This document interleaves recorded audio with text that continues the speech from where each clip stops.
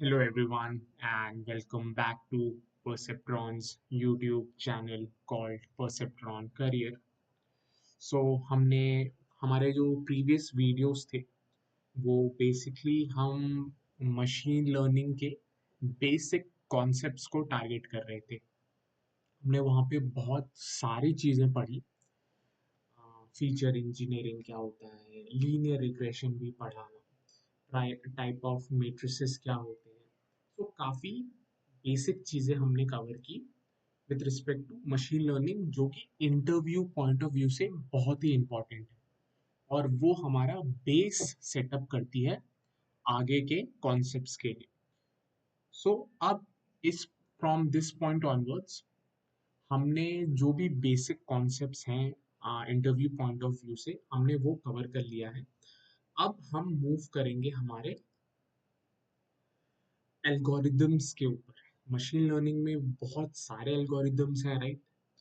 जैसे कि लॉजिस्टिक हो गया, डिसीजन ट्री हो गया, फिर एंसेंबल लर्निंग करके एक टेक्निक है, उसके अंदर बहुत सारे क्लासेस हैं। ओके, हम अब एक एक करके इन टॉपिक्स को उठाएंगे। हम पहले तो एक बहुत ही बेसिक ओवरव्यू लेंगे, ये टेक्निक क्या है, और फिर उसके ऊपर जो जो इंटरव्यू पॉइंट ऑफ व्यू से इम्पोर्टेंट टॉपिक है वो कवर करेंगे। सो वैसे ही आज का जो टॉपिक है वो हमारा है logistic regression. Okay, so the overall idea behind this particular video is कि हम लॉजिस्टिक रिग्रेशन के पीछे व्हाट आंसर करने का ट्राई करेंगे, like what is logistic regression. Okay, फिर हम ये कोशिश करने का समझने का ट्राई करेंगे कि हम when to use logistic regression. Okay, and what are the advantages and disadvantages of logistic regression, and इस वीडियो को हम वहाँ पे एंड कर देंगे। एक छोटा सा इंट्रोडक्टरी वीडियो होगा, फिर नेक्स्ट वीडियो में जो कि सेकंड पार्ट होगा इस वीडियो का, हम ये कोशिश करने का ट्राई करेंगे कि logistic regression how it works. Okay, logistic regression step by step manner में कैसे काम करता है वो कोशिश करने का ट्राई करेंगे। और फाइनली जो थर्ड और आखिरी वीडियो होगा वो इस कॉन्सेप्ट पे होगा कि जो जो हाउ के इम्पोर्टेंट एलिमेंट्स हैं, जैसे कि लॉस फंक्शन कौन सा यूज हो रहा है, इसमें लॉजिक करके एक कॉन्सेप्ट आता है, सिग्मॉइड फंक्शन करके कॉन्सेप्ट आता है, उसको हम इन डेप्थ समझने की कोशिश करेंगे। परसेप्ट्रॉन ट्रिक्स जैसे टेक्निक्स हैं जो कि हमें एक अंडरस्टैंडिंग होनी चाहिए जब हम लॉजिस्टिक रिग्रेशन पढ़ रहे हैं। तो ये मेरा प्लान है लॉजिस्टिक रिग्रेशन को लेके। First we will understand logistic regression मतलब क्या है, कब यूज करते हैं, एडवांटेजेस डिसएडवांटेजेस, फिर कैसे काम करता है वो एक गिवन प्रॉब्लम पे वो समझेंगे, फिर उसके जो इम्पोर्टेंट एलिमेंट्स हैं वो समझने की कोशिश करेंगे। Okay, so let's start with the video. हम अब ये समझने की कोशिश करेंगे कि लॉजिस्टिक रिग्रेशन है क्या, इसको डिफाइन कैसे किया जाता है। Okay, so basically logistic regression is a statistical method. Okay, जब हम व्हाट पढ़ रहे हैं, जो हमारा फर्स्ट टॉपिक है, it is a statistical method, is a statistical method. Okay, fine. Statistical method का मतलब है इसमें कुछ प्रोबेबिलिटीज यूज हो रहे हैं, राइट? प्रोबेबिलिटी के कॉन्सेप्ट्स यूज हो रहे हैं, बेसिकली स्टैटिस्टिक्स के जो टॉपिक्स हैं वो यूज होंगे, उनके कॉन्सेप्ट्स यूज हो रहे हैं। Okay, fine. It is a statistical method for binary classification. Okay, what I mean by binary classification is that the outcome or the label, it has only two classes. It can either be a yes or a no, true or false, success, failure, ऐसे ही classes हो सकते हैं। It is a binary classification method.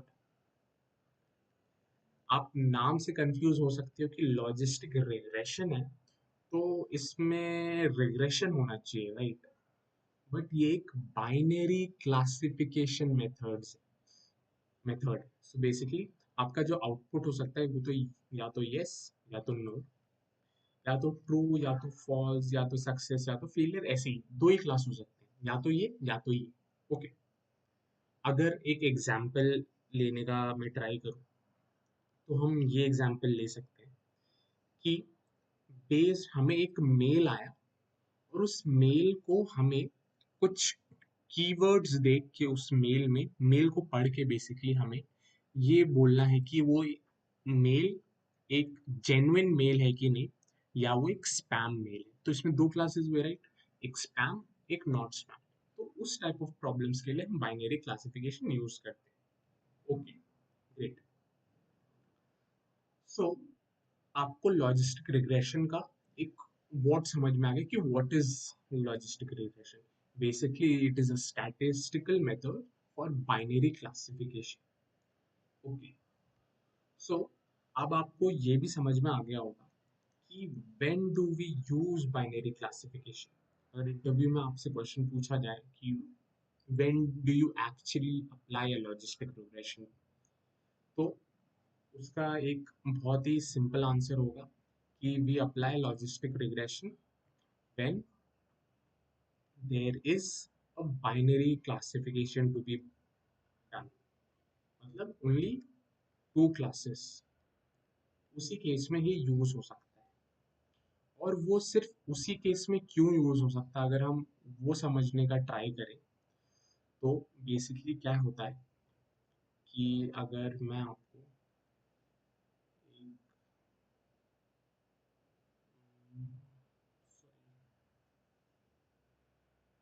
Basically मेरे को एक line बनानी थी। तो बेसिकली अगर हमने एक ग्राफ लिया, ओके, ये हमारा x1 इनपुट फीचर है, ये हमारा x2 इनपुट फीचर है, राइट? और इसमें हमारे पास दो क्लासेस हैं। ओके, एक ये रेड क्लास हो गया और ये ग्रीन क्लास हो गया। Why is this very thickness थोड़ी सी, और ये ग्रीन क्लास हो गया।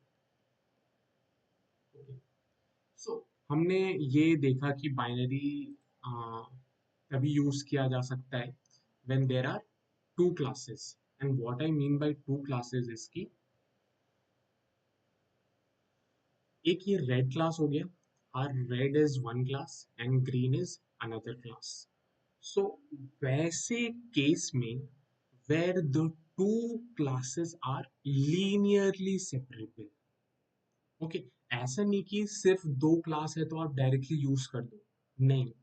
ये एक लीनियर, अगर लीनियरली सेपरेबल है तभी हम इसको यूज कर सकते हैं। सो इसका ये मतलब है, फॉर एग्जाम्पल अगर हमारे पास कोई एक ऐसा केस होगा, सेम केस ले लेते हैं x1 x2 का, और इसमें क्या है, हमारे जो रेड है ना वो कुछ ऐसे हैं, और जो हमारे ग्रीन पॉइंट्स हैं वो कुछ ऐसे हैं। So now can you tell me whether the red and green classes, जो दो क्लासेस हैं, are they linearly separable? linearly separable का ये मतलब है by drawing a single line in 2D और a 3D, या तो 3D में एक प्लेन बना के, या तो 2D में एक सिंगल लाइन बना के, या हायर डायमेंशन में कोई भी एक हाइपर प्लेन बना के, क्या हम इसको लीनियरली सेपरेबल बना सकते हैं? नो। आप ये कर्नल ट्रिक का यूज कर सकते हो, बट लीनियर रिग्रेशन वो यूज नहीं करता, वो एसवीएम यूज करता है। सो लीनियर रिग्रेशन के पास कर्नल ट्रिक का पॉसिबिलिटी नहीं। सो इसमें हम कोई भी एक स्ट्रेट लाइन बना के दोनों को सेपरेबल नहीं बना सकते। सो linear regression will fail in this case because it is not linearly separable. sorry, logistic regression will fail in this case because it is not linearly separable.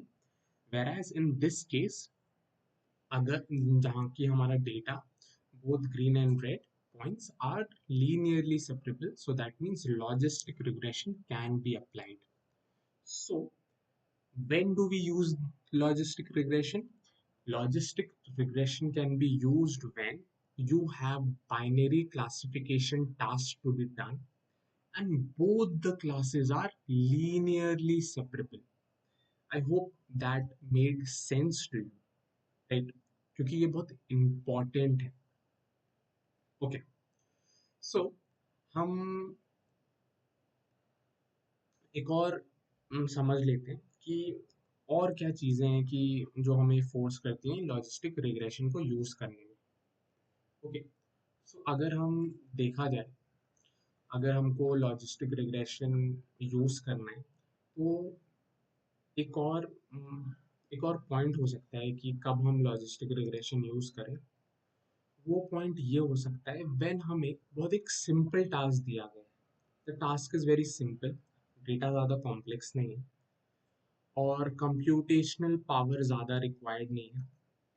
जो कंप्यूटेशनल पावर है, computer की जो power required है, that means you don't require any GPU या TPU to train this. CPU पे आराम से train हो जाता है, ठीक है. और काफ़ी एफिशिएंट मेथड है ये, ठीक है. आ, जहाँ की एक लीनियर सेपरेबल रीजन्स हैं दोनों क्लासेस के बीच में, तो ये काफ़ी एफिशिएंट माना जाता है. ओके, सो ये कुछ और एडिशनल पॉइंट्स हैं जहाँ पे आपको हेल्प कर सकते हैं डिसीजन मेकिंग में कि कब लॉजिस्टिक रिग्रेशन यूज करना चाहिए. सो दो क्लासेस हो, लीनियरली सेपरेबल हो, डेटा काफ़ी सिंपल हो, ज़्यादा कॉम्प्लेक्स ना हो, कंप्यूटेशनल पावर कम रिक्वायर्ड हो और एफिशिएंसी हमें ज़्यादा चाहिए. ओके, तब हम लीनियर रिग्रेशन यूज कर सकते हैं. ओके, अब हम आखिरी पार्ट पे आ जाते हैं इस वीडियो के, जो कि होगा हमारा एडवांटेजेस और डिसएडवांटेजेस, राइट. सो अगर मैं पहले एडवांटेजेस से शुरू करते हैं, मैं क्या करूँगा ना, एडवांटेजेस इस साइड पे लिखता हूँ एंड डिसएडवांटेजेस मैं राइट साइड में लिखना शुरू करूँ. ओके, सो एडवांटेजेस के बारे में अगर हम डिस्कस करें तो पहला जो एडवांटेज है, ये बहुत सिंपल है अप्रोच में. Is a very simple approach, ठीक है. तो सिंपल अप्रोच का ये मतलब है कि हमें इसमें ज़्यादा हाइपर पैरामीटर ट्यूनिंग नहीं करनी. हमें ज़्यादा कुछ हमें मतलब ये इतना सिंपल एल्गोरिदम है कि आप इसके पीछे का जो जब आप देखेंगे कि हाउ इट वर्क्स, तो बहुत ही इंट्यूटिव है, ठीक है. बहुत ही इंट्यूटिव है, मतलब समझने के लिए बहुत इजी है. जो इसका आउटपुट आ रहा है, हम उससे पता कर पाएंगे कि गलतियां कहाँ हो रही है या हमें क्या चीज़ इम्प्रूव करनी चाहिए. सो आर्किटेक्चर वाइज और इम्प्लीमेंटेशन वाइज दोनों सिंपल है. आर्किटेक्चर भी कॉम्प्लेक्स नहीं. आर्किटेक्चर का मतलब कि इसके पीछे जो मैथमेटिक्स और ये सब जो यूज हो रहा है वो भी बहुत सिंपल है. और जो इसको इम्प्लीमेंट करना है, आपको साइकिट लर्न लाइब्रेरी से इम्प्लीमेंट करना है, तो वो भी काफ़ी सिंपल है. Okay, so it is a very simple approach. So दूसरा जो एडवांटेज मैं बोलूँगा कि जो इसके जो रिजल्ट्स हैं ना, इंटरप्रेटेबल है. इसका ये मतलब है कि जो ये क्लासेस के बीच में डिस्टिंग्विश करता है, ये प्रोबेबिलिटी के बेस में डिस्टिंग्विश करता है. Okay, so that means it is interpretable का ये मतलब है कि ये प्रोबेबिलिटी बेस्ड मेथड है. सो अगर हमें एक इनपुट दिया गया और आउटपुट में ये बेसिकली प्रोबेबिलिटी प्रिडिक्ट करता है. अगर प्रोबेबिलिटी 0.7 है तो ये पॉजिटिव क्लास में चले जाएगा. अगर आउटपुट में 0.4 है तो ये नेगेटिव क्लास में चले जाएगा. तो बेसिकली अगर 0.5 के ऊपर है तो ये पॉजिटिव क्लास में चले जाएगा, या तो येस या तो सक्सेस या तो ट्रू. अगर 0.5 के नीचे है तो ये नेगेटिव क्लास में चले जाएगा. अगर आपका क्वेश्चन ये है कि हम इस 0.5 के साथ खेल सकते हैं कि नहीं, अगर हमें चाहिए कि पॉजिटिव क्लास में जाने के लिए 0.7 हो। हाँ, पहले ये प्रोविजन नहीं था साइकिट लेवल में, बट अब ये प्रोविजन आ गया न्यूअर वर्जन्स में। ये प्रोविजन है कि आप ये जो एक बार सेट करते हो इसको भी मैनिपुलेट कर सकते हो। ओके, सो ये दूसरा एडवांटेज है। और अगर तीसरा एडवांटेज की बात किया जाए तो ये काफ़ी एफिशिएंट मेथड है। ओके, ये काफ़ी एफिशिएंट मेथड है। इसका ये मतलब है कंप्यूटर पे आपका कुछ ज़्यादा लोड ही नहीं पड़ेगा। एक्यूरेसी अच्छी आती है अगर आपने सही डेटा सेट पे इसको ट्रेन किया है, लीनियरली सेपरेबल डेटा है, तो बहुत अच्छा आपको आउटपुट मिलता है। सो ये बेसिकली इसका इन शॉर्ट एडवांटेजेस है। कुछ ऐसा नहीं है कि बहुत ही खतरनाक मेथड है या बहुत ही डिस्ट्रप्टिव टेक्नोलॉजी आ गई है या मेथोडोलॉजी थी। नहीं, काफ़ी सिंपल अप्रोच है, तो इसीलिए इसके एडवांटेजेस और डिसएडवांटेजेस भी वैसे ही मोर और लेस ठीक ठाक है। ऐसे नहीं है कि बहुत ही हाई फाई लेवल है, कुछ नहीं। सिंपल एल्गोरिदम है, इसीलिए एडवांटेजेस भी आपको ऐसा लग रहा है ठीक है, ये तो ज़्यादा कुछ है नहीं। बट आप अगर जब आगे देखना जाओगे दूसरे एल्गोरिदम्स में, या आपको ऑलरेडी पता ही होगा कि बहुत सारे सिंपल एल्गोरिदम्स भी, जैसे डिसीजन ट्री ओवरफिटिंग का इशू है, इसमें भी ओवरफिटिंग का इशू आता है जो हम डिस्कस करते हैं अभी। ओके, सो पहला जो डिसएडवांटेज है, ये नॉन लीनियर डेटा पे, अगर आपका डेटा नॉन लीनियर है तो उस पर फिट नहीं होगा। Not suitable for non linear data, क्योंकि इसका रिक्वायरमेंट है कि इसको लीनियर डेटा चाहिए। और वो रिक्वायरमेंट क्यों है, उसके पीछे बस एक सिंपल मैथमेटिक्स है। जो जिस मैट्रिक्स पे ये ट्रेन होता है वो बस इसको लीनियरली सेपरेबल ही कर सकता है, क्योंकि एक परसेप्ट्रॉन ट्रिक बेस्ड मेथड है। जो परसेप्ट्रॉन है वो लीनियर सेपरेबल डेटा को भी डिस्टिंग्विश कर सकता है। So that's why it is a limitation, non linear data पे इट इज नॉट सूटेबल। जो दूसरा एडवांटेजेस है, you can debate on this. दूसरा डिसएडवांटेज, काफी सारे कोई कोई बोलते हैं कि ये जो पर्टिकुलर डिसएडवांटेज अभी मैं जो बोलने वाला, it is it does not make sense, या सम बहुत सारे रिसर्चर्स या जो साइंटिस्ट हैं, डेटा साइंटिस्ट, एमएल इंजीनियर्स, वो बोलते हैं no, it is perfectly fine, this is an advantages disadvantages in many case. वो डिसएडवांटेज है ओवरफिटिंग का। ओके, सो ये डिसएडवांटेज तब आता है जब आपका डेटा खराब हो। अगर डेटा नॉइजी है, ठीक है, और आपने रेगुलराइजेशन नहीं यूज किया तो ओवरफिटिंग आएगा। तो मोर और लेस ये ओवरफिटिंग हर एक मॉडल का डिसएडवांटेज हो सकता है। अगर आपने उसको डेटा सही तरीके से नहीं दिया और रेगुलराइजेशन नहीं करवाए, या आपने, अगर न्यूरल नेटवर्क्स में जाओगे, आपने कुछ ज़्यादा ही डीप हिडन लेयर्स डाल दिए, काफ़ी डीप न्यूरल नेटवर्क बना दिया, तो वो ओवरफिटिंग जाएगा। ये हमारे हाथ में कंट्रोल करने के। सो इट इज़ डिबेटेबल कि overfitting is an disadvantage of this method or not, but still you can consider this a disadvantage. Okay, और तीसरा जो और चौथा है वो एक assumption पे based है कि लीनियर रिग्रेशन, लॉजिस्टिक रिग्रेशन जो है, सिमिलर टू लीनियर रिग्रेशन, जो लीनियर रिग्रेशन में assumptions होते हैं, लॉजिस्टिक रिग्रेशन में भी एक assumption है कि the data that you are giving is linearly separable. So this is an assumption which is taken by your logistic regression. assumption का ये मतलब, वो एक ह्यूमन तो है नहीं जो assumption लेके कैलकुलेट करेगा। We feed this assumption in the form of mathematics to the model. We make sure that this mathematics is fed into this assumption is fed in the form of some mathematical representation while we are writing your algorithm. So ये एक assumption है कि linearly separable है data.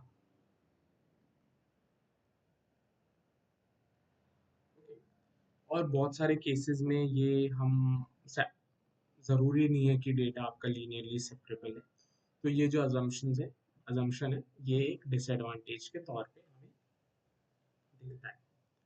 Okay, fine. सो इस video में हमने काफ़ी कुछ चीज़ देखा। हमने पहले तो ये देखा कि हम आगे के वीडियोस में क्या करना चाह रहे हैं और इस वीडियो का मेन टॉपिक क्या था वो देखा हमने। एंड देन हमने देखा कि लॉजिस्टिक रिग्रेशन है क्या, ठीक है, कब यूज़ करना चाहिए, राइट। उसके हमने फिर एडवांटेजेस देखे और फिर हमने कुछ उसके डिसएडवांटेजेस भी देखे, राइट।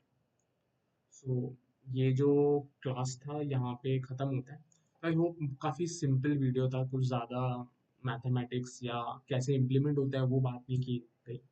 ये नेक्स्ट वीडियो का टॉपिक है। Will discuss how logistic regression actually comes into play, ठीक है, हम वो देखेंगे। फिर अगले वीडियो में उसके पीछे जो कोर कॉन्सेप्ट्स हैं हम वो भी देखेंगे। So I hope this video made sense. अगर आपको लॉजिस्टिक रिग्रेशन रिवाइज करना था तो it made sense. So that's it for the video. Thanks everyone for watching this video. If you are enjoying this playlist, you can like and subscribe the channel, and please do share the video with anyone who needs this kind of a lecture, a revision, or kind of ये पता करना है उसको कि interview में किस type के concept test किए जाएंगे। इंटरव्यू में आपको ये टेस्ट नहीं किया जाएगा कि आप लीनियर रिग्रेशन एक साइकिट लाइब्रेरी से आपने इंपोर्ट कर लिया, फिट मेथड डाल दिया, प्रिडिक्ट डाल दिया और यू गॉट द रिजल्ट। उससे उनको कंपनीज को ज़्यादा मतलब नहीं, वो कोई भी कर लेगा, सिंटेक्स याद करके कोई भी कर लेगा। बट मेन जो प्रिंसिपल होता है वो ये समझना होता है कि कब यूज़ करना है, कब यूज़ नहीं करना, अगर ख़राब रिजल्ट आ रहा है तो कैसे उसको ठीक करना है या क्या क्या पॉसिबल मेथड्स हैं। तो वो तभी समझ में आएगा या तभी आप कर पाओगे जब आपको डीप कॉन्सेप्ट्स की अंडरस्टैंडिंग हो। जैसे कि हो सकता है चलो आपको लीनियर लॉजिस्टिक रिग्रेशन पता है, it's a binary classification. But अगर आपको ये नहीं पता कि एक अजम्पशन है कि वो लीनियर डेटा पे ही काम कर सकता है, लीनियरली सेपरेबल डेटा पे ही काम कर सकता है, सो उस केस में आप फंस जाओगे। ये तो बहुत सिंपल ज़्यादा डीप नहीं है। बट अगर आप आगे के टेक्नोलॉजीज देखोगे, आगे के RNN, LSTM, GRUs, LSTM और GRU में क्या डिफरेंस है, कब कब क्या यूज़ करना चाहिए, so that only comes with understanding. और सिंपली आपको LSTM क्लास इंपोर्ट कर लिया, GRU आर्किटेक्चर लगा दिया, हाँ रिजल्ट आ गया, फाइन ग्रेट, उसने नेक्स्ट वर्ड प्रेडिक्ट कर दिया या जो भी कर दिया, but still it will only make sense आपको जॉब या आप अपना स्टार्टअप अभी एक अच्छे प्लेटफॉर्म पे लेके जा पाओगे जब आपको इस चीज़ों की अंडरस्टैंडिंग हो। सो मेरा इस प्लेलिस्ट और इस यूट्यूब चैनल से और परसेप्ट्रॉन करियर का यही एक मेन गोल है, आपको वो अंडरस्टैंडिंग बिल्ड करने में हेल्प किया जाए, आपके इंटरव्यू प्रिपरेशन के लिए हेल्प किया जाए। क्योंकि जब आप ये पढ़ रहे होते हो तो आप वो इंटरव्यू पॉइंट ऑफ व्यू से नहीं पढ़ रहे होते, आप वो इम्प्लीमेंटेशन पॉइंट ऑफ व्यू से पढ़ रहे होते ज़्यादातर। So yeah, let's not stretch this video. Thank you so much. Bye bye and take care.